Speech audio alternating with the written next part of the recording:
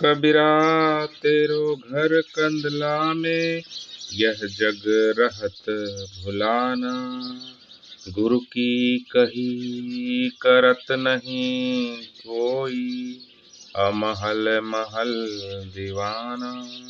सकल ब्रह्म मोहंस कबीरा, कागन चोच पसारा।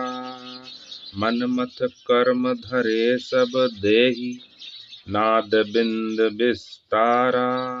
सकल कबीरा बोले बानी, पानी में घर छाया।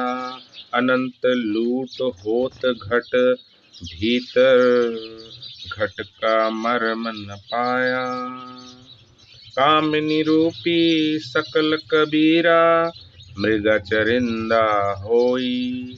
बड़ बड़ ज्ञानी मुनिवर थाके, पकड़ सके नहीं कोई।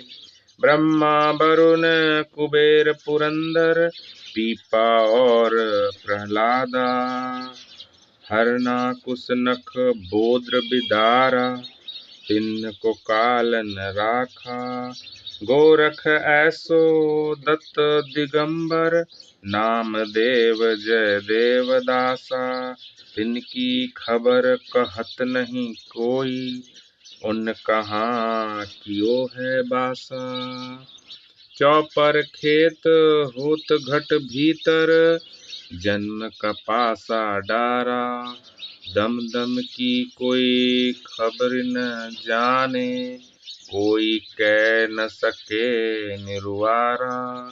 चारि दृग मही मंडल रच्यो है, रूम साम बिच डिल्ली। तेहि ऊपर कछु अजब तमासा, मारो है यम किल्ली। सकल अवतार जाके महिमंडल, अनंत खड़ा कर जोरे। अद्भुत अगम अगाह रच्यो है, ई सब शोभा तेरे। सकल कबीरा बोले बीरा, अजहू हो होशियारा। कहीं कबीर गुरु सीख ली दर्पण, हरदम करहि पुकारा।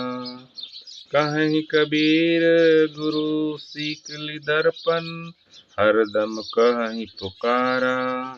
कहीं कबीर सीख ली दर्पण, हरदम करहि पुकारा। कहीं कबीर, कहीं कबीर, कहीं कबीर। कहीं कबीर गुरु सीख ली दर्पण, हरदम करहि पुकारा। कहीं कबीर गुरु सीख ली दर्पण, कहीं कबीर गुरु सीख ली दर्पण। कहीं कबीर, कहीं कबीर गुरु सीख ली दर्पण, हरदम करहि पुकारा। कहीं कबीर गुरु सीख ली दर्पण, हरदम करहि पुकारा। हरदम करहि पुकारा, हरदम करहि पुकारा। कबीरदास जी कहते हैं कि हे मनुष्य, तेरा असली स्वरूप चेतन हृदय रूपी गुहा में विद्यमान है, परंतु तू इस संसार स्वप्न में भूला हुआ घूम रहा है। साधु या गृहस्थी कोई भी प्रायः गुरु जी के उपदेशों की अवहेलना करने के कारण ही बाह्य कल्पनाओं में उन्मत्त होकर भटकता रहता है, जबकि मूल रूप से सभी जीव ब्रह्म एवं शुद्ध स्वरूप ही हैं। शरीर से नहीं अपितु विवेक या अविवेक के कारण ही कोई हंस रहता है तो कोई कौवा। जो व्यक्ति नीर क्षीर का विवेक करके केवल क्षीर को ग्रहण करता है वह हंस, और जो सब वस्तुएं खाने हेतु मुंह को फैलाता है वह कौवा है। सभी शरीरधारी सकाम कर्म करके ही नाना प्रकार का शरीर धारण करते हैं और नाद विंद से अपनी सृष्टि का विस्तार करते हैं। कबीरदास जी कहते हैं कि जो आदमी बातें तो ज्ञान की करते हैं परंतु पानी में घर बनाते हैं, अर्थात ज्ञान की बातें करते हुए अपना आचरण संसार में डूबने वाला रखते हैं। इसलिए हृदय के भीतर अनंत आत्मिक धन की लूट हो रही है तथा जीव अपने घर अर्थात भीतर का हाल भी नहीं जान पा रहा है।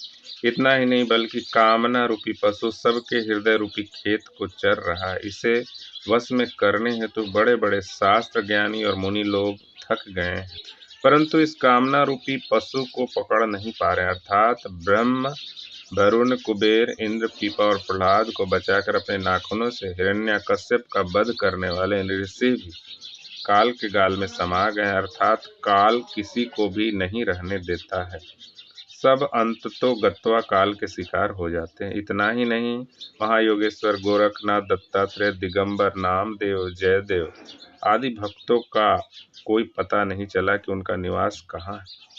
मन, बुद्धि, चित्त और अहंकार का चौसर सबके हृदय में बसा है और अनेकों योनियों में भटकना पासे के समान है और प्रत्येक जीव अपने जीवन को ही दांव में लगाकर इस खेल में हार रहा है।